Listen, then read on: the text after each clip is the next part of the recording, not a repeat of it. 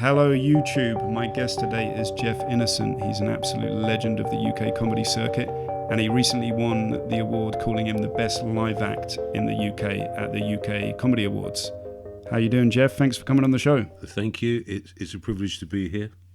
Brilliant. So you ready to look at the first location? I am ready, but feeling strange about this because it's also a look into my past and personal history. So I'm excited, but at the same time slightly hesitant because I'm wondering what memories it's going to bring out. But let's go and see. You'll have fun, don't worry. Okay. So let's go. Let's look at where you grew up. Okay, this is Kempton Road, East Ham, E6. It's where I grew up with 4 brothers and sisters, mum and dad, dogs, general kind of... Well, I say general, but maybe the difference is that my dad was an entrepreneur. And whenever I describe him as a villain or a criminal, my mum always gets annoyed because she sees that as akin to grassing, So I call him an entrepreneur. So he was in prison quite a lot. So maybe by the time I was about 13 or 14, my status in the household was higher than it would have been if I'd have been a normal young teenager. I also used to run with a little gang because I was a skinhead. I don't know if you remember skinheads in the late 60s, the first time round. So I lived here when I was going through that period. I don't think people realise this. When your dad is in the underworld as such, they're the only people you're mixing with because all of his friends obviously are entrepreneurs as well. So most of my early life was being the son of a criminal, police, that all the stuff that goes with it, really. Rich one day, poor the next day, an American car outside one day, no car another day, in prison, out of prison, visiting him in prison. So on one hand, although I have fond memories, that was quite a traumatic, I don't think people realise that's quite a traumatic life for a child to be in that environment.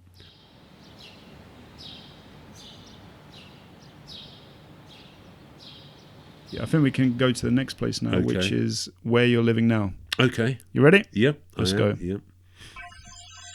Okay. So where is this, Jeff? Which area this of London? Is still in the borough of Newham, but further south towards the river.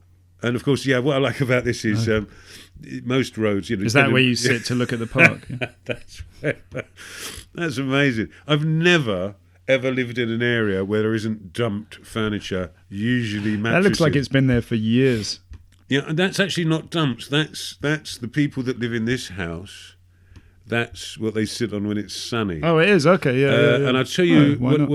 why not? And I think it's the people that live in this house who are friends of ours. They're kind of second generation travellers. So, they've got chickens and ferrets and Custom House actually there's an expression called brown boots that my dad used to use about people that were kind of semi-rural, working class people that lived in cities that had a few chickens, chased, had dogs that chased rabbits, had pigeons, that kind of thing. And they were referred to as brown boots, a little bit rural. And of course there's that lovely song by Stanley Holloway called Brown Boots. Which is sort of about that. So there's a few brown boots people still in this area, people who collect scrap metal and,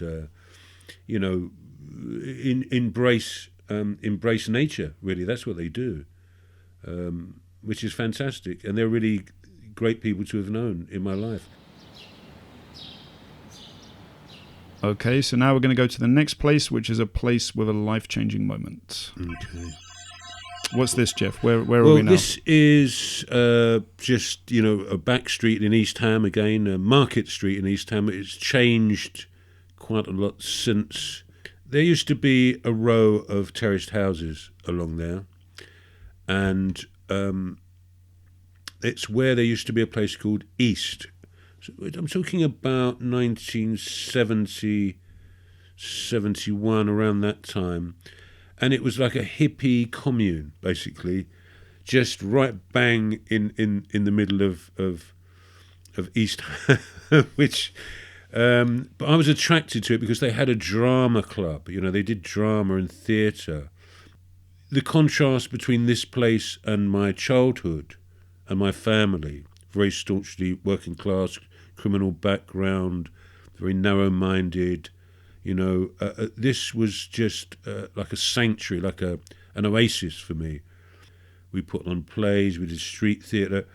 They had a crash pad as well. I mean, how kind of hippyish is that, where people who were kind of travelling could come and crash. It was Joss Sticks, Petulio, older people wearing Laura Ashley dresses. And how did your parents feel about you going there? Well, my dad, who was mostly in prison during this period, my mum was just perplexed by the whole thing because, I went through that period of being a skinhead to transforming into a sort of hippie. Pretty much what bands were doing during that time, like The Who and the Small Faces made that same transition. And I wasn't consciously copying them. It was just a sign of the times as well. So I'd, come home with fur coats from Oxfam and big hats and sort of silk loon pants and things like that. So she was perplexed more than anything. But it was life-changing in that it offered me lots of alternatives to the kind of life I was leading. But I think I also had my gang that I used to run with at the same time who totally accepted that this was an alternative thing that I was doing. And they used to come to the plays. You can imagine my little rough crowd turning up of all these kind of... when I think about that. But it's pretty much how my life was when I was younger. I was all, from this background, but it was always accepted that Jeff does plays or Jeff does acting or Jeff's funny or Jeff's a performer. It just gave me that alternative, totally opened up my eyes to a whole alternative world. And of course, that was a new thing, I mean, it might... The hippie thing was obviously earlier, but for that to be just there in East Ham in this way was fantastic for me.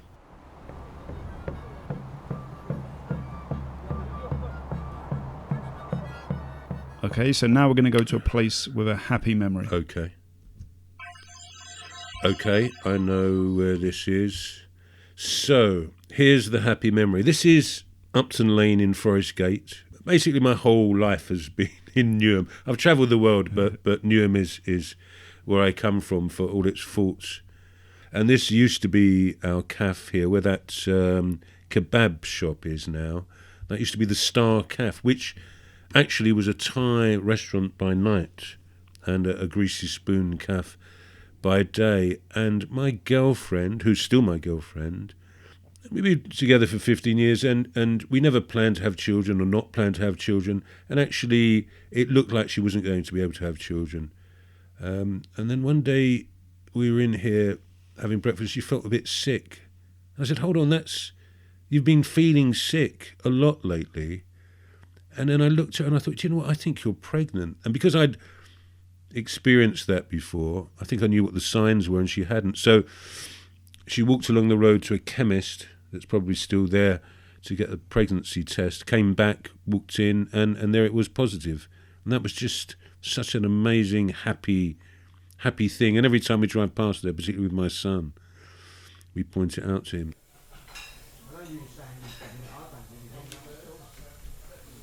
Excellent. So now we can go to your next place, which is where you did your first stand-up gig. Okay. Right, well, this building here in Stratford, virtually opposite the Theatre Royal Stratford. This one? Yep. Used to be called the Tom Allen Centre. I was given a course of stand-up comedy workshops for my 40th birthday, as a 40th birthday present. And so this is where the course was, and it was run by a comedian called Tony Allen, who had sort of retired from performing by this time. And he was one of the architects of the alternative comedy boom, when it was called alternative cabaret. He was a sort of anarchist. He lived up in Ladbroke Grove. And he was one of the comedians on the first night of the Comedy Store with Alexis Sale and one or two of the others. So he's very much part of the history of modern stand-up comedy. So I think it might have been a several weeks course where we went in and did workshop stuff. And the funny thing with Tony Allen, he wasn't somebody that taught you about the technical side of comedy, about writing jokes. We never did anything like that at all. I still don't know that kind of stuff. He was one of these. The jokes will come once you find your comic persona. That was his thing, and that's pretty much how I played it since. And so that's where I did my first gig. We did the workshop, and at the end of the workshop, we put on a show, friends and family mostly, a fairly sympathetic audience. And I remember I was so worried about forgetting. So I think when you first start, you worry about forgetting your stuff, don't you?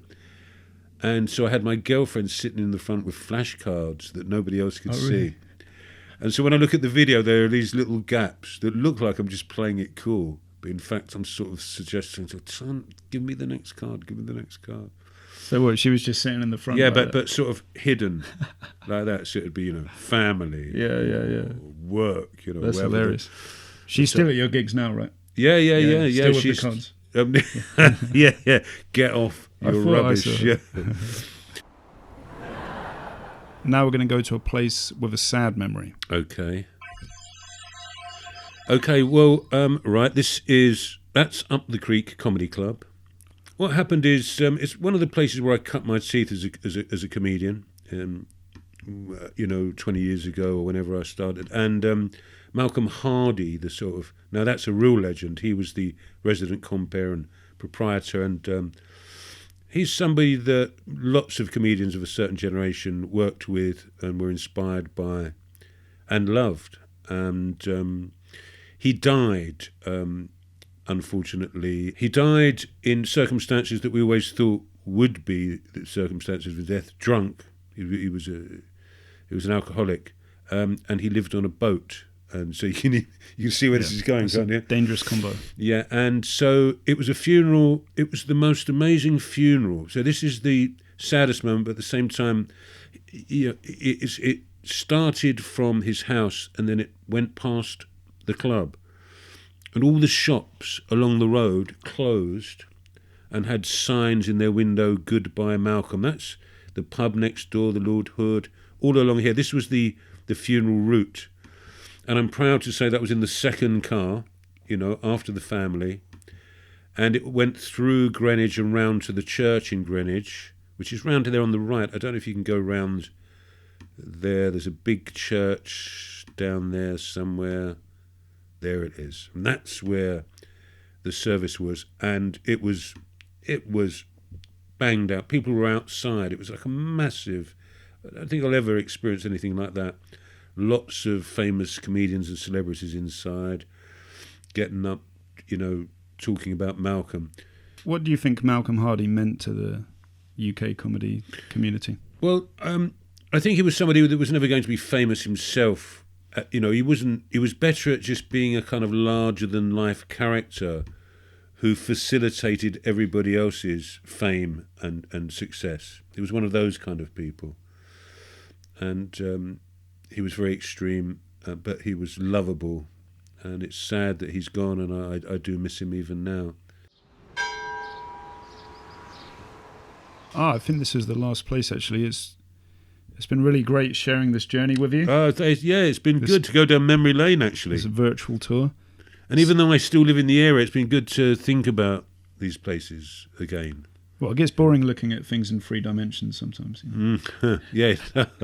It's good to switch up. Yeah, it smells in 3 dimensions. All right, so now we're going to look at the last place, which is a place where you'd like to go but that you've never been. Okay. Let's have a look. Whoa, what's this? Okay. Well, this South Pole, North Pole? Well, it could be either, and I'd go for either, actually. I think while it's still there, while there is still ice and snow, it's an unusual place to have a campsite, though, isn't it? But I imagine these are like scientists, yeah, right? I think so. Yeah. Who else would be? It's not a holiday. It's like a Glastonbury but I would, festival. Glastonbury after global warming has kicked in. I wouldn't mind being in one of those tents as well, or one of those huts, and being part of a scientific project where you get to spend 3 months being here. And also... all the old, the explorers that came a cropper in these kind of places, particularly the English ones, because they thought they could survive with a Fulton and Mason's hamper.